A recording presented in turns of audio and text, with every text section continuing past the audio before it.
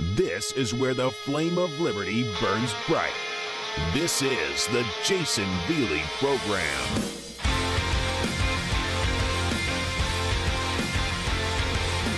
Hello, my friends. Jason Veely here. You're listening to the Jason Veely Program. I want to thank you for being with me here tonight. If you'd like to get in touch with me, folks, don't forget about the email address, jasonveelyradio@gmail.com. That's JAYSON VELEY radio@gmail.com. I want to spend some time tonight thinking and discussing about the following question. What is the answer to these mass shootings? What is the answer? Is there an answer? Before I go any further, let me just say that I'm not a liberal, meaning that I don't buy into this idea that there's some kind of utopian vision that we can achieve in this country. And what I mean by that is we will, no matter what we do, no matter what laws we put in place, we will never see the day where there are no mass shootings whatsoever. Unless, of course, we enact some kind of tyrannical government. You know, kind of like they have in North Korea. But even then, I doubt we would ever see the end to mass shootings. So really the question is, maybe if I had to rephrase it here, the question should be, how can we minimize the number of mass shootings? What do we do?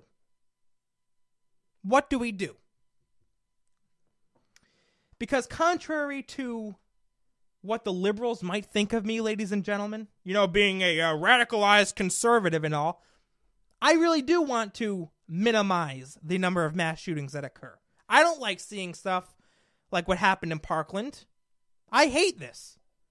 I mean, folks, I live in Connecticut. I'm not too far away from Sandy Hook. That took place a few years ago. That was terrifying. That was a tragedy. I couldn't believe that someone would go into an elementary school and shoot up a bunch of young kids. Yes, we need to do something about this. Absolutely, we need to do something about this. I know if you're watching me right now, you're listening to me right now, you might be thinking to yourself, well, Jason, you're sounding like a liberal. You know, you hear all the liberals out there, something needs to be done about this. Well, they're right. Something does need to be done. We just fundamentally disagree with the solution. That's all. And that's what I want to spend a little bit of time talking about tonight. The solutions. The real solutions.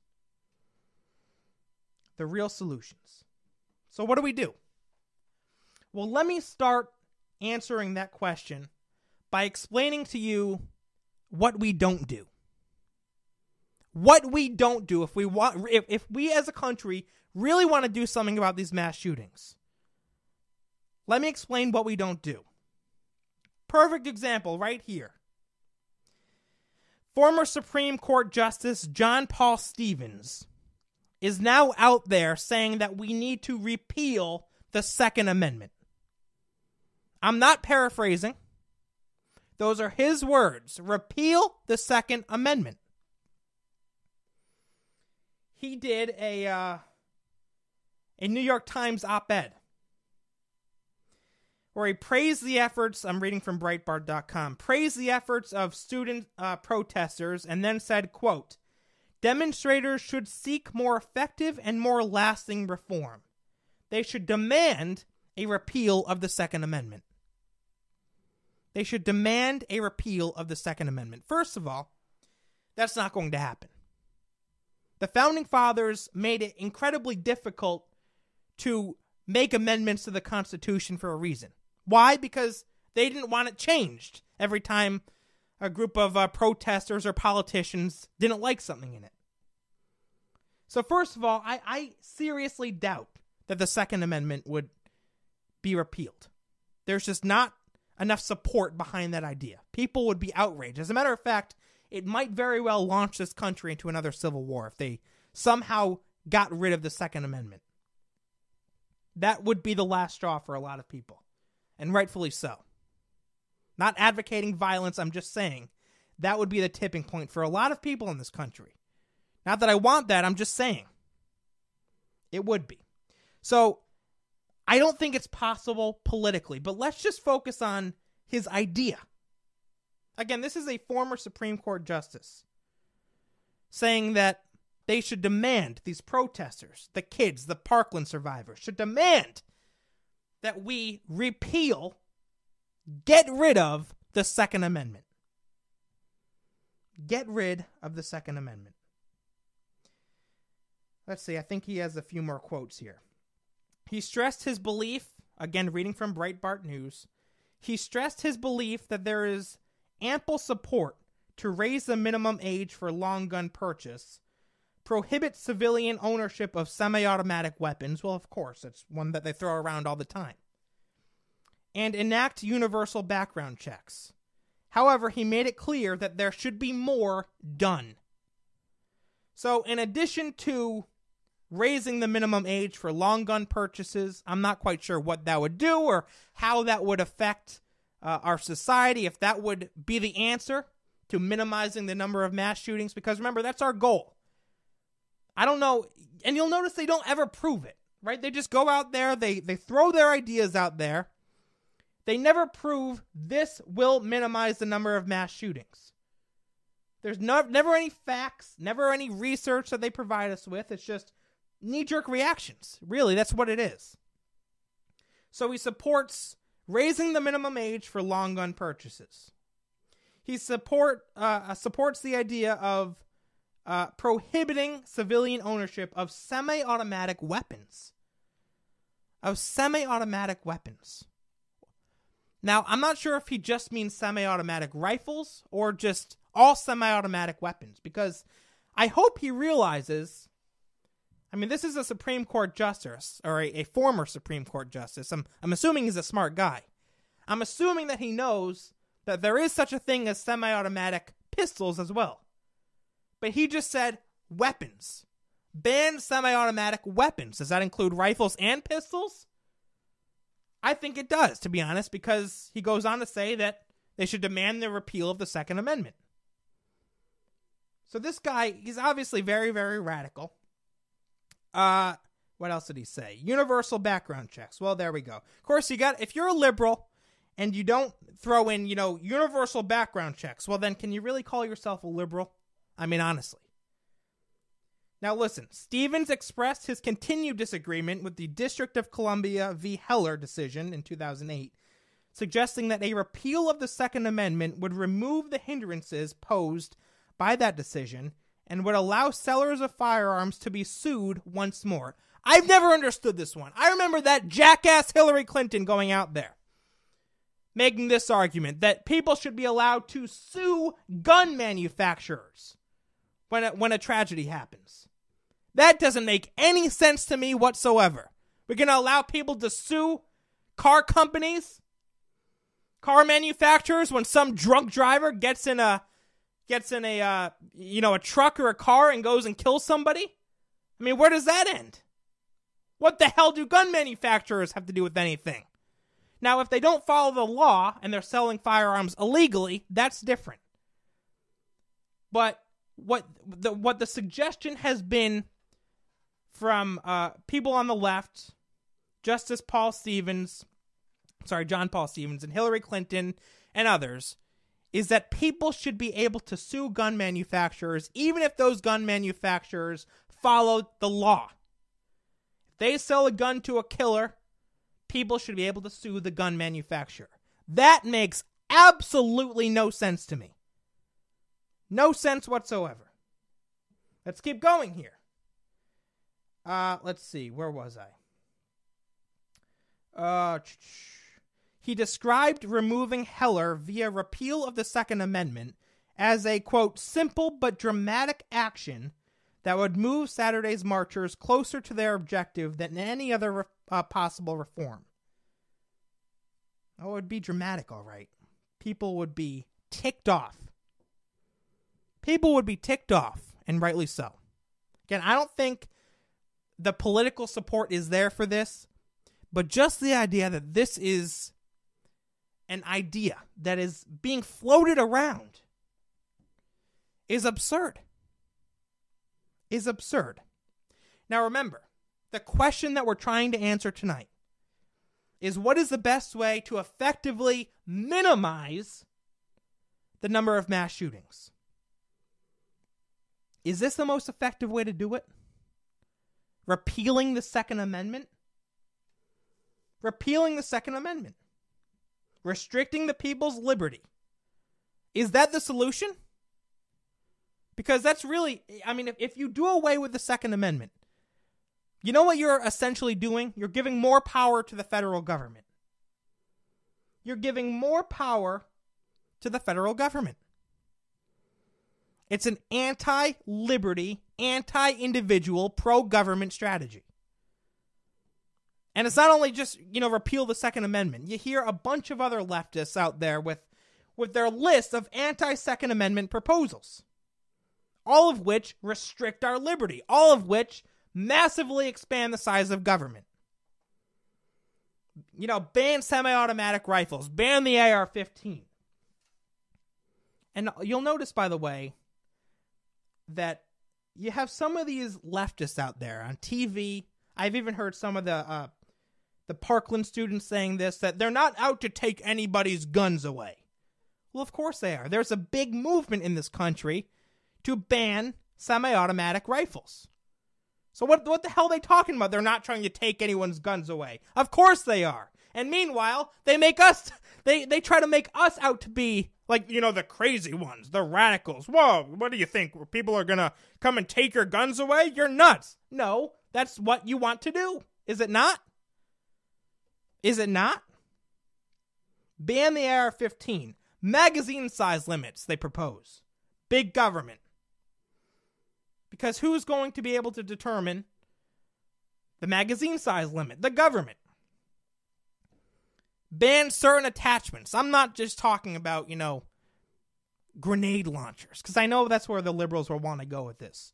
Well, Jason, there should be no regulations on gun attachments. What do you want, people to have grenade launchers attached to their rifles? No, not necessarily. But what I'm talking about is simple attachments, suppressors, certain grips, stocks, and so on and so forth. The liberals constantly come after those as well. And how do they do it? By advocating big government. What else? Universal gun registration. Big government. You can't do that without big government. It is government, for God's sakes. Who are you registering the guns with? The government. Gun-free zones. Gun-free zones. Who more times than not would be enforcing that? The government. So my point is that the liberal narrative is more government is necessary in order to enact gun control, and gun control is necessary in order to minimize the number of mass shootings. More government. Every single thing that they propose, whether it's getting rid of the Second Amendment altogether, banning the AR-15, magazine size limits, banning certain attachments, universal gun registration, it all boils down to big government, right? That's their answer. That's their answer. Big government. Is that the solution? As a matter of fact, it's not. As a matter of fact, it's not. I would ask my liberal friends out there. I really don't have many liberal friends, to be honest. But I would ask you, could it be, is it even possible that the answer is not more government? Is that even possible? Or does government have to play some kind of massive role in this? In other words, can we solve, or work to solve, rather, the problem of mass shootings in this country? Can we minimize them without expanding the size of the government? I argue boldly that yes, we can. What if we encouraged individuals to report strange behavior, particularly in schools? What if schools made a point to teach students, if you see something strange, if you think a student is posting strange things on social media, has, I don't know, a weird obsession with violence, if you think they're strange in any way, report them. What if our schools emphasize that? You think that would do anything? This Parkland shooter. What do you think would have happened if a bunch of students at Stoneman Douglas reported him before he went in and shot up the innocent students? They could have stopped him. They could have looked into him, said, okay, what's up with this kid? And maybe prevented a mass shooting. But instead, more times than not, and this is something that I could get into in another episode because, frankly, I could talk about it for quite some time. What happens, ladies and gentlemen, is we don't encourage our students to speak up when they see something. We don't encourage it. We tell them to be politically correct. We tell them not to bully. We tell them not to, offend everybody. And so I think that has an effect on them, and they stay silent, even when they see one of their classmates, who's acting a little bit strange.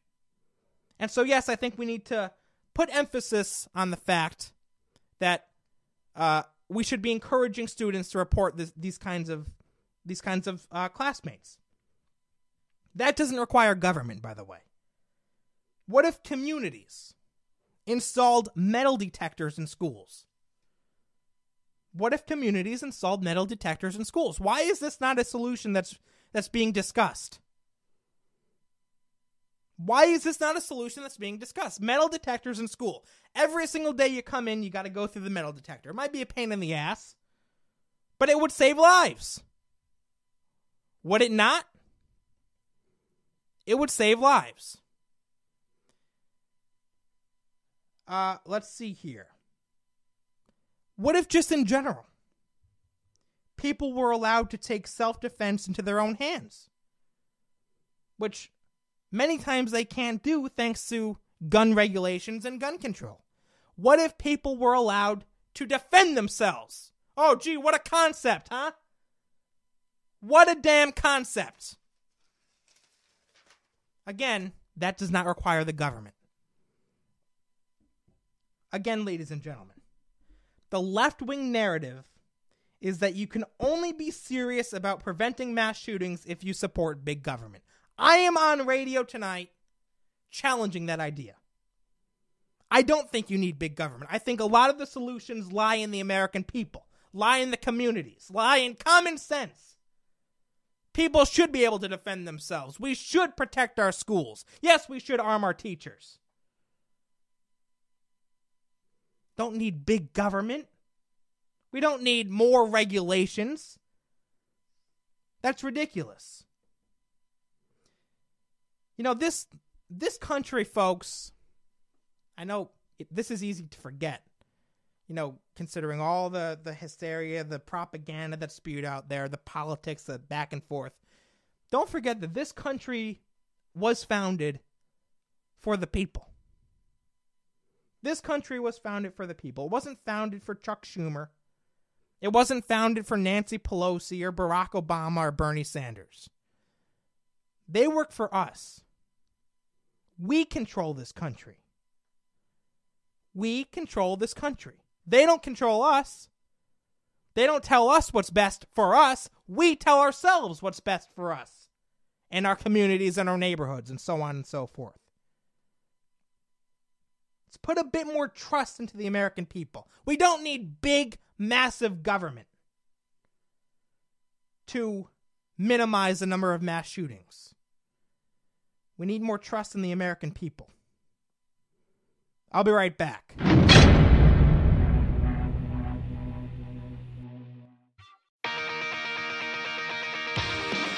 You're listening to The Jason Veely Program, the ultimate escape from political correctness.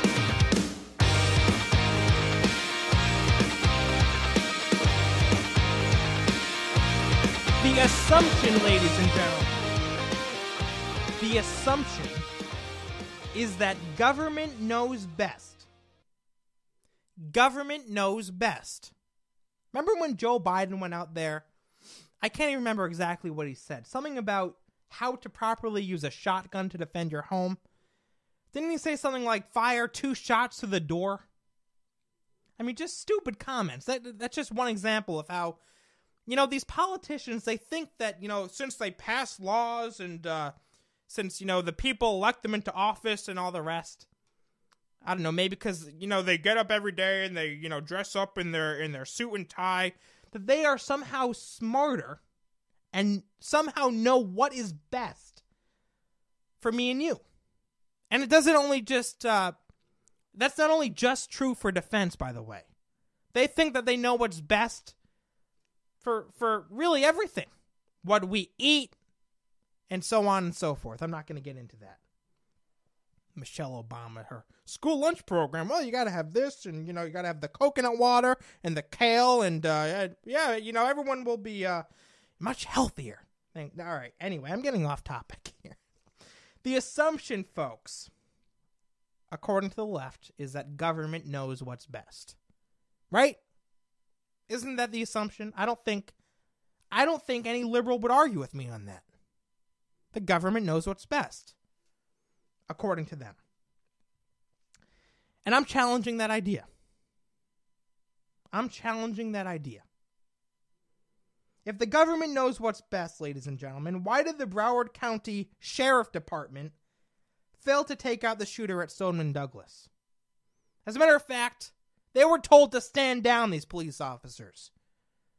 I read a report about it just before the show. They were told to stand down, to create a perimeter around the school rather than going in and trying to take out the shooter. If government knows what's best, why didn't this police department stop the shooter? I'm just wondering. If the government knows what's best when it comes to firearms, when it comes to our self-defense, when it comes to the safety of our children, why did the FBI fail to stop the shooter in Parkland, even though they were given warnings about the kid? They were given warnings, for God's sakes. They failed to stop him. Why? Well, I thought government knows what's best. If government knows what's best, why are the streets of Chicago flooded in blood? From gun violence. I mean, folks, Chicago, talk about big government. They have guns banned. They have, a massive bureaucracy, corrupt politicians up the wazoo. And the amount of gun violence that goes on in the streets in Chicago is unbelievable. Absolutely unbelievable. How could that be? I thought government knows what's best. There's a lot of government in Chicago. Shouldn't Chicago be a very, very peaceful, utopian society? No. Blood runs through the streets. But I thought government knows what's best. Could it be that government doesn't know what's best? I think so. We need to get away from this idea that the politicians, the people in Washington, D.C., the lawmakers are somehow more intelligent, more informed than we are. We don't need them telling us how to defend ourselves. We don't need them telling us how to keep us safe, keep our families safe. I read this article on Breitbart. Where is it here? Woman opens fire after masked armed men jump her. Good for her. A woman who was jumped by masked armed men in her own driveway Tuesday morning was able to break away, retrieve a gun from inside her home, and open fire. Do you think the suspects ran away, or do you think they kept attacking her? After she got the gun and started opening fire. They ran away. Gee, how about that? Was there any government involved in this situation? She defended herself. She potentially saved her own life. Not through the government, but through by using her own liberty. By taking advantage of her Second Amendment rights. I mean, you think about this, what happened in Maryland a few days ago. I can't remember the name of the high school. The patrol officer who was in the school at the time when one of the students pulled out a Glock in the hallway and unfortunately shot and later killed another female student. I believe the shooter and the patrol officer exchanged shots. The shooter was hit and died later at the hospital. If I remember the timeline correctly, I think that's how it went. This event could have been much, much worse if there wasn't a good guy with a gun. Was there any government involved there? No. No. We have to break away from this idea that the government knows what's best. There's a reason why this country, ladies and gentlemen, was built on the notion of individualism and self-governance. Individualism and self-government. That's what it's all about. That is the solution. I'll be right back.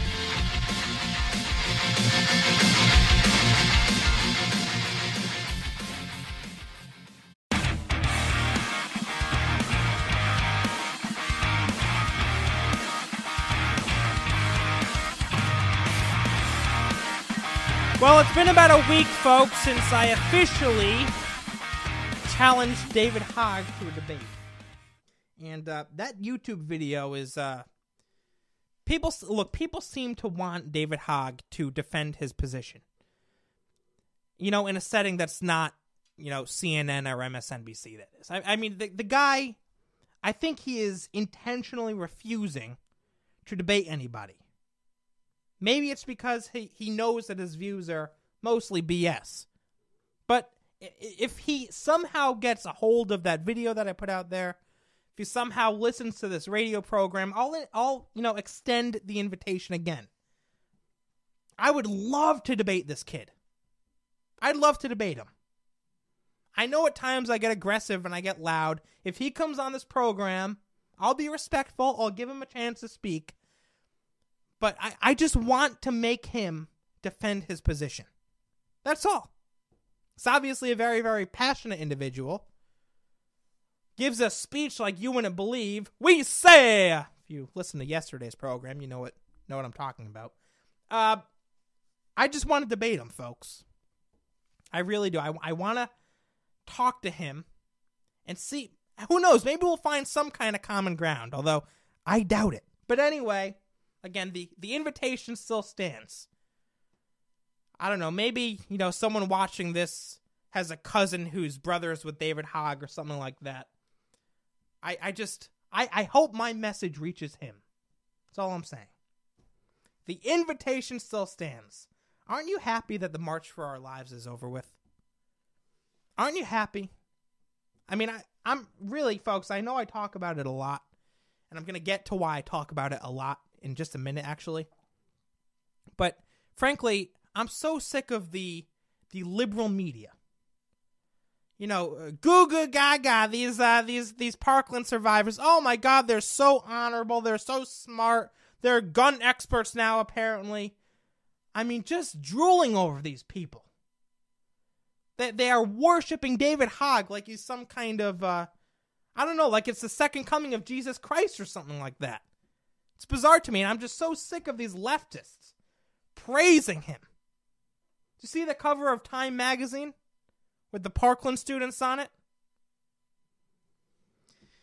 I don't know. I'm just sick of it. I'm happy that it's over. But, I still see the liberals talking about it on different websites, on the television, and so on and so forth. I don't know. But anyway, do you realize that there are some liberals out there right now who are comparing the March for Our Lives rally to the civil rights movement? Can you believe that? Can you believe that? One of these morons is Chuck Todd. Can't stand this guy, by the way.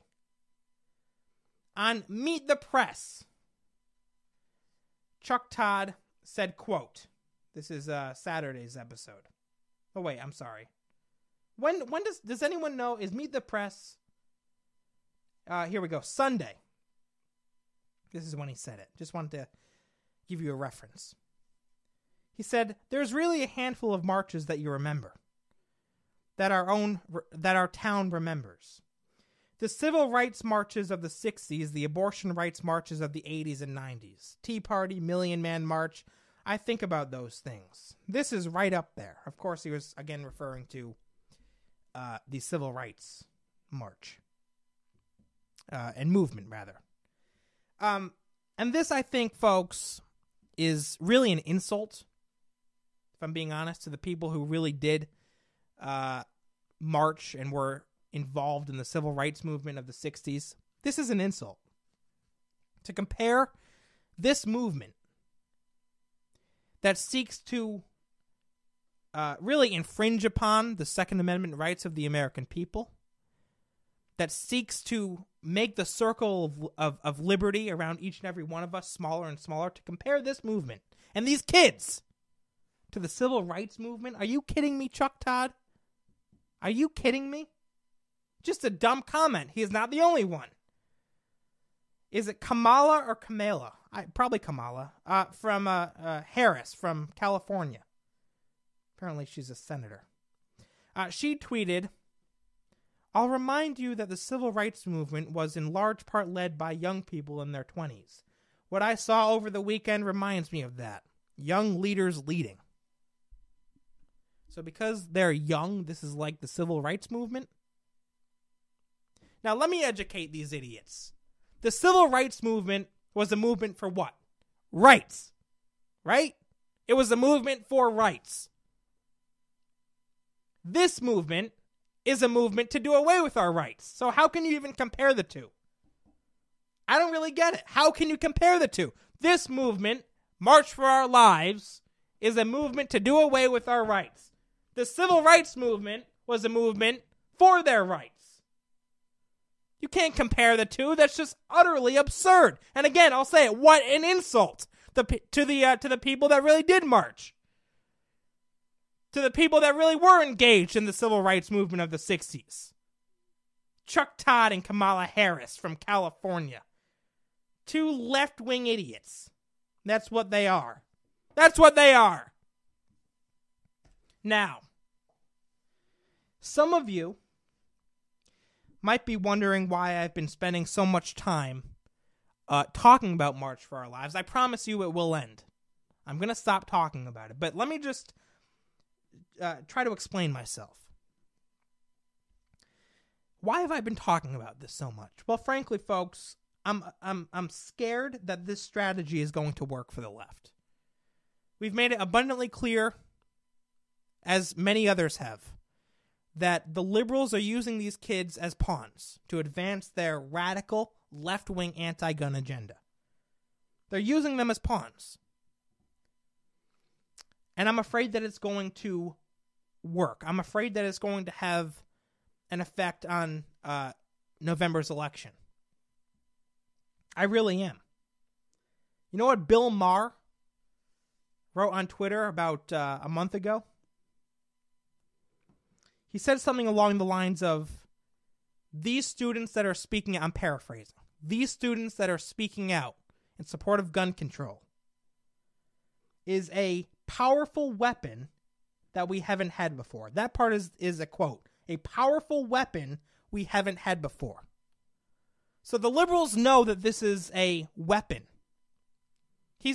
Bill Maher really, by the way, is admitting that these kids are pawns for the left. I don't know if he realizes that. I don't know if the Parkland students realize that, but that's really what he's saying. A powerful weapon? You mean pawns to advance the liberal agenda.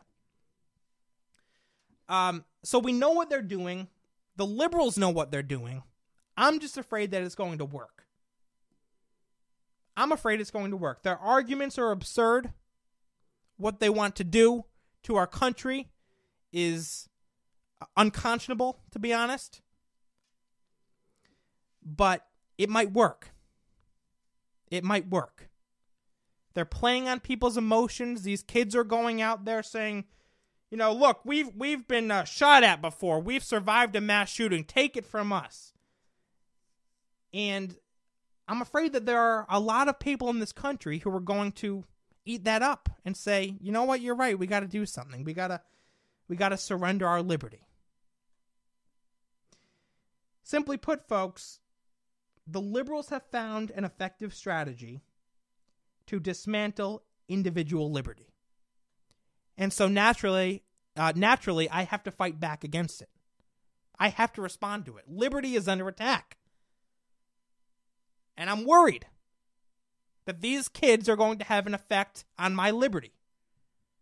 And so that's why I'm talking about it. It's not like, I'm obsessed with David Hogg and that Emma Gonzalez. I really, frankly, folks, I don't like talking about this. I'm kind of over it. But it's just concerning to me.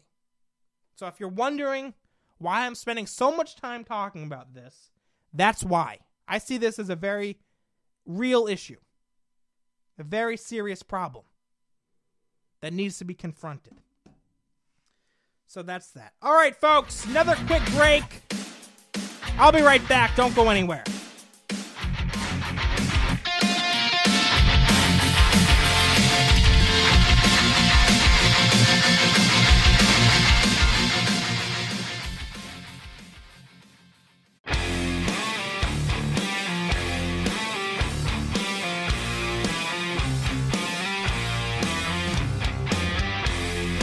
All right, welcome back to the show, folks. Few minutes left. Just want to say one more quick thing. I've been working to advance the conservative youth movement for almost 10 years now. I can't believe that. It started in 2009. So next year will be 10 years I've been involved in the conservative youth movement. And in that time, I've met some really, really great young conservatives. Caden Cowger, good friend of mine, great conservative, great patriot. There's Connor Wise, great conservative, great patriot. His brother Dakota, great conservative, great patriot. There's a whole list, and I really shouldn't have started because there's so many more. But in addition to some great young conservatives out there, I've met a lot of frauds as well. People who claim to be a conservative and really are just phony conservatives. Attention seekers, frauds, people who claim to be conservative, go out there, get, a lot of support, get people behind them, and then turns out, well, they're not so conservative after all.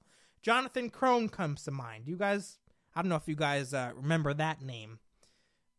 Big, the face at one time of the conservative youth movement, and then give it about a year or two, might have even been less than that, and he goes back on his conservative views and goes liberal. Another fraud, I guess I'll use that word, fraud, is this C.J. Pearson kid. And I've talked about him before, and the only reason I continue to talk about him from time to time is to warn my fellow conservatives about this kid. He's, I'm sure you've heard the name, C.J. Pearson. He has a YouTube channel. I believe he has a website. His name is thrown around in a bunch of different articles and so on and so forth. C.J. Pearson. I want you to understand that this kid may sound like a great young conservative, but he's not. He's not. Supported Bernie Sanders for a time being because he thought that, first of all, he jumped from Ted Cruz to Bernie Sanders to Donald Trump. How someone does that, I'm really not quite sure. Unless, of course, you're trying to get attention and trying to get people's support. In my opinion, I think that he jumped from Ted Cruz to Bernie Sanders because he thought that joining the Sanders camp would get him more attention. But that's just my opinion. Now, again, I want to warn you about this kid, folks, because he routinely asks conservatives for money. He's out there now with yet another GoFundMe campaign. And honest to God, I've seen, I can't even tell you how many GoFundMe campaigns I've seen. This is at least the second or third one. And what he does is he goes out there and he says that he needs money from people. He says that he needs money from people because he's starting up a new network, a new platform. He's, really starting to grow the conservative movement, and so he needs money to do it. And there are a bunch of conservatives out there who see this kid and go, wow, a young conservative, I want to support that. And they donate to him. And what happens, ladies and gentlemen, and again, I'm saying this because he's started a GoFundMe page before. And to my knowledge, I don't even know where that money went. But he raises thousands of dollars on GoFundMe.com. And then it's like, he always says he's growing his platform, growing his social media presence, and so on and so forth. And nothing changes. Then a few months go by, and he's out with another campaign saying the same thing, and people donate. It just seems a little bit odd to me, folks. It really does, and I just want to warn you about that. He has a new campaign up right now on GoFundMe.com. And he's talking about, just as I said, he's, I got it right here, how he persisted. He's, a young black Republican. He's forced to go head-to-head against the left. He said, I'm excited to announce that in the coming months, I'll be rapidly expanding my platform online, revamping my website. He's going to be starting a newsletter, launching a weekly podcast, offering t-shirts and hoodies and so on and so forth. And so far, this campaign was just started 11 days ago. He's raised over $7,000. And he's done this before, folks. He raises money, and I don't even know where the money goes. But just be forewarned. And by the way, there's a whole other history with this kid as well. And I've talked about it before. Caden Cowger has talked about it on his program before. There's a whole history with this kid of people that he's worked with to get money and so on. So I've gotten into that before. I don't want to get into it now. But I just felt the need to warn my conservative friends out there, because he did come out with another GoFundMe campaign. Think twice. Think twice before you donate. Do a little research. Look into this kid. And by the way, I'm on social media. Again, you can reach me at jasonveelyradio@gmail.com. If you ever have any questions, or you want me to explain something a little further, I mean, my time is limited, which is why I'm doing this radio show as a podcast and not live. My time's limited, but I'd love to hear from you guys. If you have questions about what I was just talking about, C.J. Pearson, if you want more information, I'd be happy to provide that with you.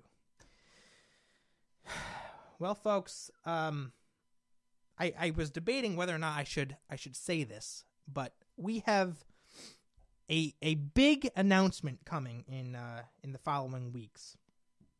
Caden Cowger and I are working on something very, very big together. Brand new project, and I don't want to say too much because we're still trying to get it approved and go through the process and so on and so forth. I really wasn't even going to announce this tonight, but just know that we have something in the works, and we're both very, very excited about it. I think it's going to be really, really good. It's going to be, I don't want to say too much because, again, we're still going through the process. But Caden Cowger, he's a great conservative. I'm really, really happy to be working with him. Anytime that the two of us work together, two young, smart conservatives, something good's going to happen, folks. Something good is on the horizon. Trust me. And we'll keep you posted on that. Folks, I want to thank you very much for listening. Don't forget, jasonveelyradio@gmail.com. I'll see you tomorrow. God bless. And God save this great nation.